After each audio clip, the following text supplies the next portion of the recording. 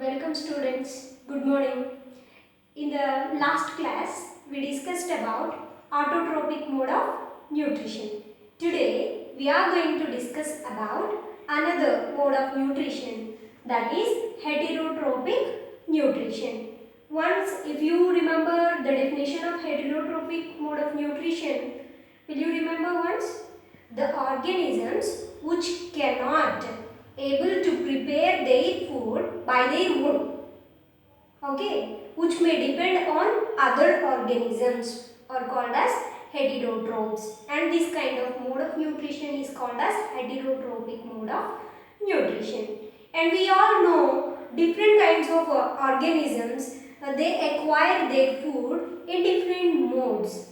For some animals, the food, it may be stable, it won't move. For some animals, the food may be mobile. Mobile means, for example, if you take a lion, what is the food of a lion, a deer or a rabbit?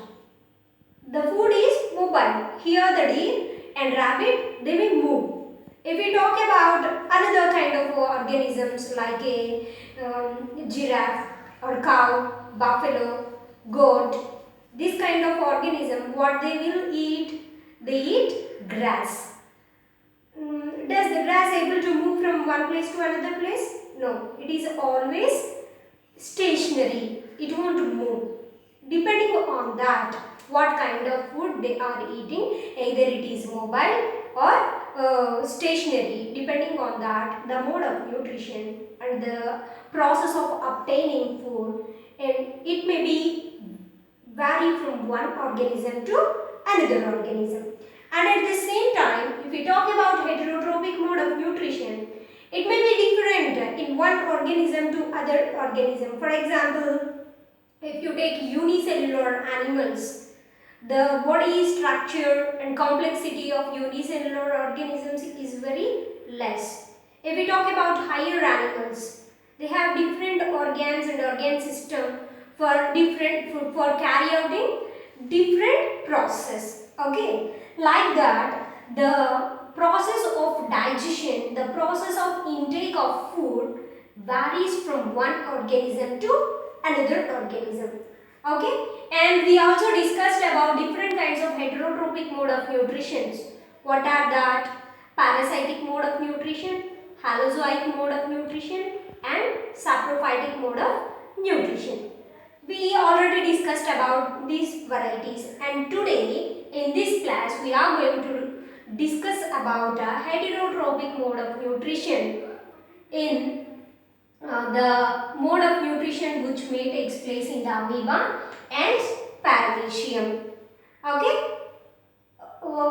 Now we are discussing about in unicellular animal how the nutrition occur. Okay, if we talk about amoeba, we all know that it is a unicellular organism. Okay, unicellular organism means it has only one cell, single cell.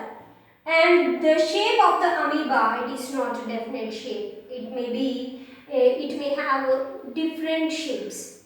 Okay, it may vary within a few seconds. It may vary its shapes. It may changes. It is capable to change its shape. Then how the amoeba able to take the food? By using entire body surface, by producing some finger-like projections. Some finger-like projections. What are that finger-like projections? Here if you see, wherever the amoeba finds the food, then it goes near to the food. Later, it develops a finger-like projections on its outer body surface. Those finger-like projections are called as pseudopodia. That finger-like projections, what we are calling pseudopodia. Whenever it finds the food, it just develops that finger-like projections and it encloses the food particle or the food material. Okay, it just encloses, and later the finger-like projection, they just fuses together and forms the food vacuole. Inside this food vacuole, the complex food material broken down into simpler form. Okay.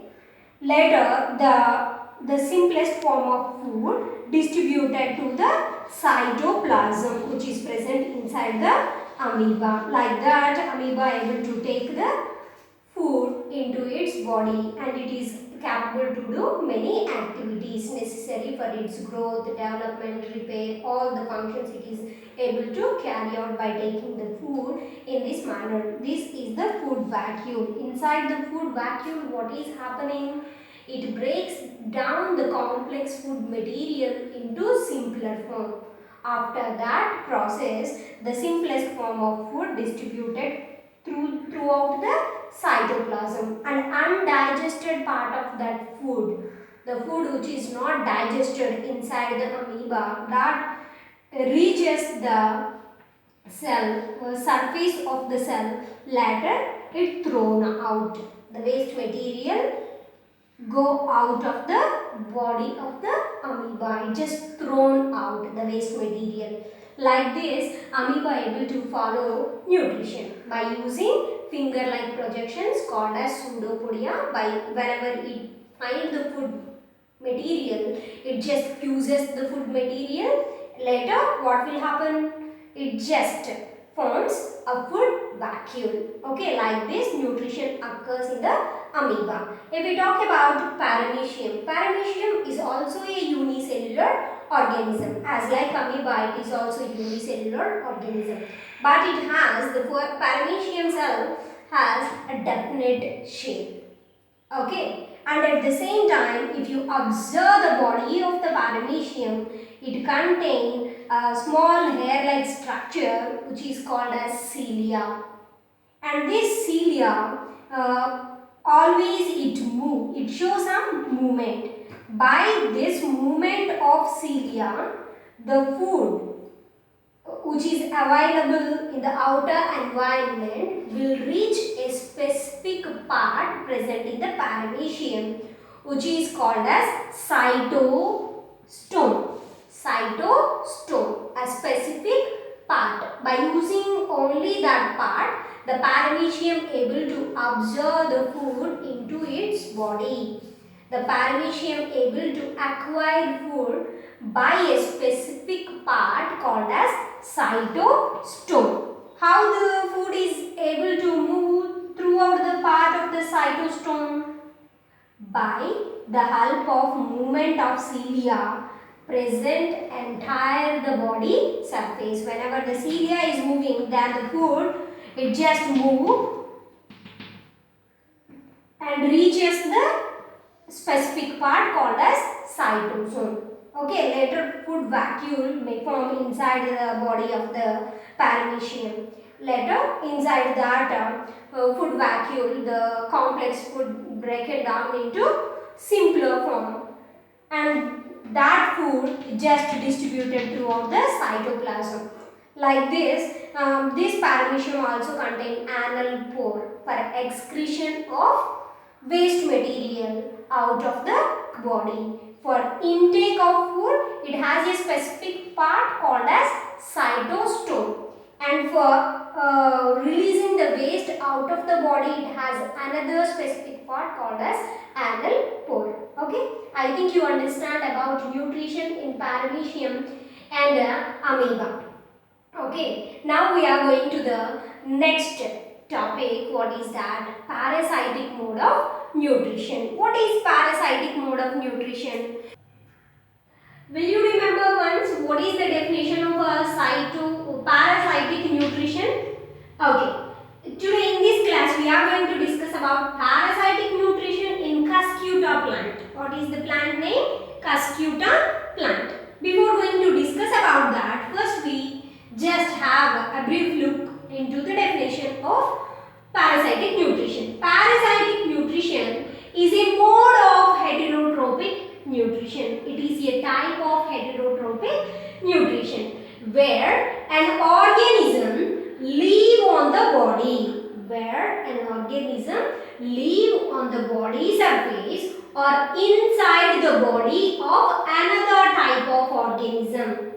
Either here one organism is living on the body surface of another organism or inside the body of another organism. Okay, either the organism which we are calling as parasite able to survive either on the body surface or inside the body.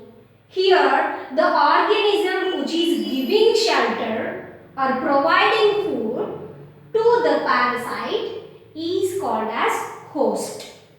Okay, the organism which is providing food and shelter to another organism is called as host, and the organism which is taking food and shelter from another organism is called as parasite. The parasitic mode of nutrition is also two types.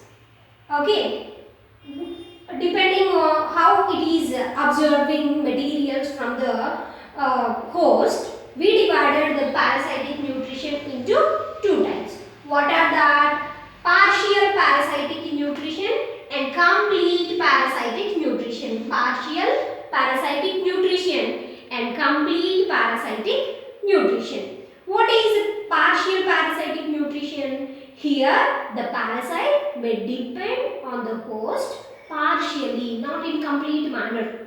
Okay, it may take either water or minerals or food from the host. That is partial parasitic nutrition. It won't be completely depend on the host. Only in a partial way. Only for one source it depends on the host. That is partial parasitic nutrition. For example, a striga. What is the example? Striga. It is a parasitic plant commonly seen in rice and sorghum. We are able to see this striga parasitic plant in the rice and sorghum. It is a partial parasitic plant. And if we talk about complete parasitic nutrition, here the parasite depend on the host completely for all, for water, for minerals, for food, for everything. It just depends on the host. Okay, that is called as complete parasitic nutrition. What is the example for this complete parasitic nutrition? Varabanki. What is that? Varabanki is the best example for complete parasitic nutrition. Commonly we see this kind of parasite on tobacco plants. By this Varabanki parasite, sometimes the tobacco plants they may die as it is taking all the nutrition, water, minerals, food from the tobacco plant. It leads to the death of the tobacco plant. Okay, parasitic nutrition is of two types. One is partial parasitic nutrition and the one is complete. The name itself indicating that some parasites they depend on the host partially, in a partial manner, either for water or for food.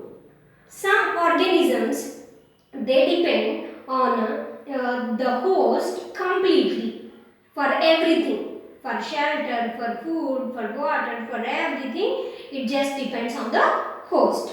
I think you understand about complete and partial parasitic nutrition. Now come to our main topic, parasitic nutrition in the Cuscuta plant. What is this Cuscuta plant? In general we call Cuscuta as dodder plant. What is the general name, common name of Cuscuta plant?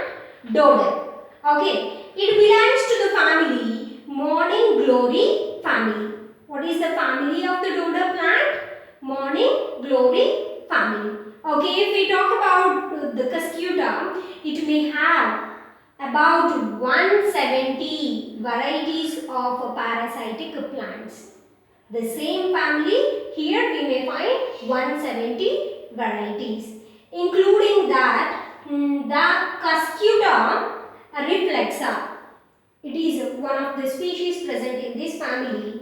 It contains a little amount of, some less amount of chlorophyll.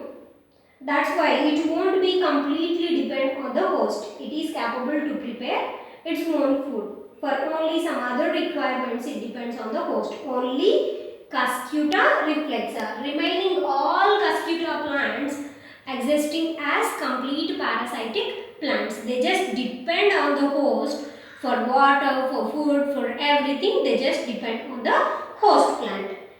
If we talk about this Cuscuta plant, the Cuscuta plant, it may have 170 species, different varieties of plants are present. Actually, we see in different colors like orange, brown, yellow, grey, like the different colors we may find. And it is a twinning plant. Twinning plant means it just twins around the host body. Okay, it is a twinning plant. In Telugu, we call this Cuscuta or Dodo plant as Bangaru Tiga. Bangaru Tiga. You may heard the word in your surroundings also. These are twinning plants. They just spiral up, twin the stem of the host. Here, any kind of plant may become, tree may become host to these Cuscuta plants. If we talk about the life cycle of Cuscuta plant, as like remaining all plants, it also produces seeds. The Cuscuta plant, it has a small bulb-like, cluster-like flowers, ball-like flowers, which may have fused petals. All the petals of these flowers are fused. Okay, and these also able to produce seeds. Once the seeds reach the earth, it just started germination. At the germination stage, it is able to produce some temporary roots. Some temporary roots, which are also called as anchoring roots. What is that name of the temporary roots? Anchoring roots. Okay, by the help of these anchoring roots, whenever the twin means the stem, a thin stem develops, until it develops, the roots, it just provides some nutrition by taking some materials from the soil, and it is able to provide some food to the twin, to the stem of the Dodo plant or Cuscuta plant.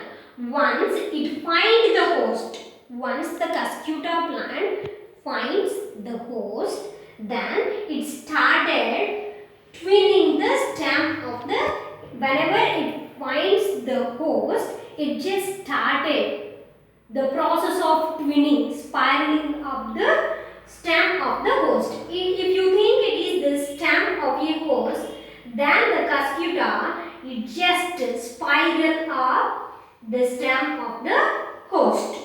Okay, and while it is spiral up, here we may find some root-like structures which are somewhat sharp and strong. Those are called as hastodia.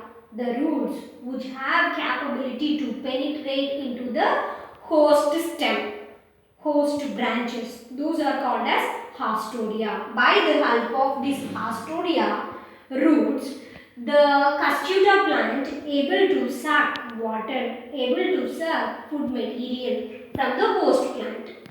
The hastodia, it just enter into the cells of the host plant, and from the xylem it is able to take the water, and from the phloem it is able to take food material. As we all know that vascular tissue in your 9th class.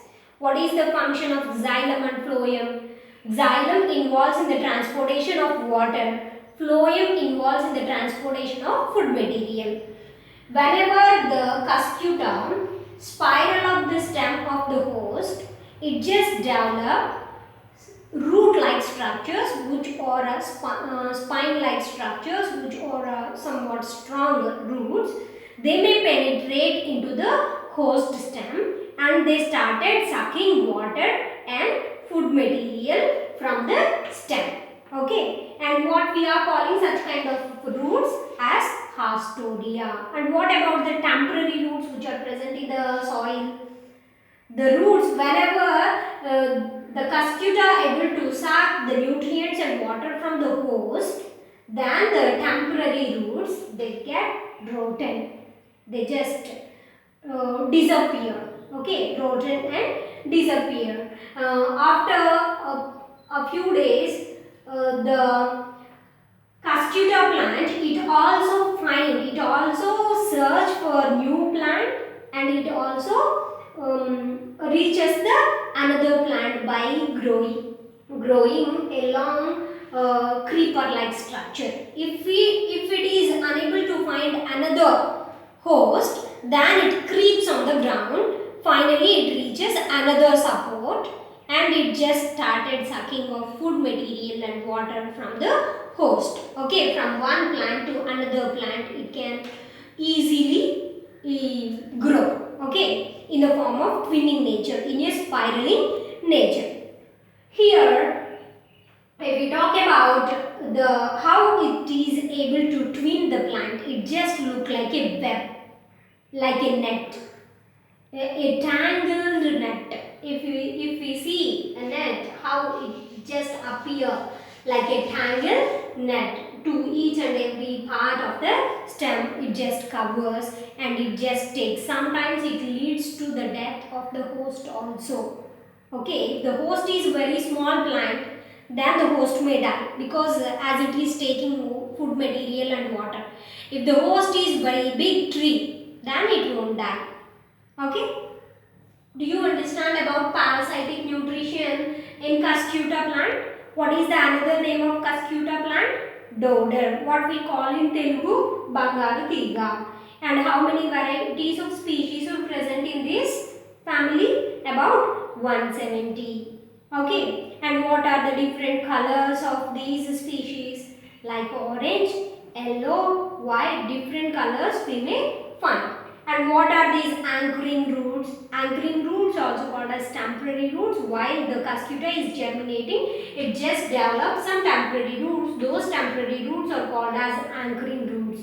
And what is Hastodia? Hastodia is a root where we find on the Cuscuta in order to absorb the nutrients and water from the host plant. It develops root-like structures called as Hastodia. With the help of it is very important how the Cuscuta able to take the nutrients from the host by the help of Hastodia. And I will meet you in the next class with new topic. Okay, till then, bye.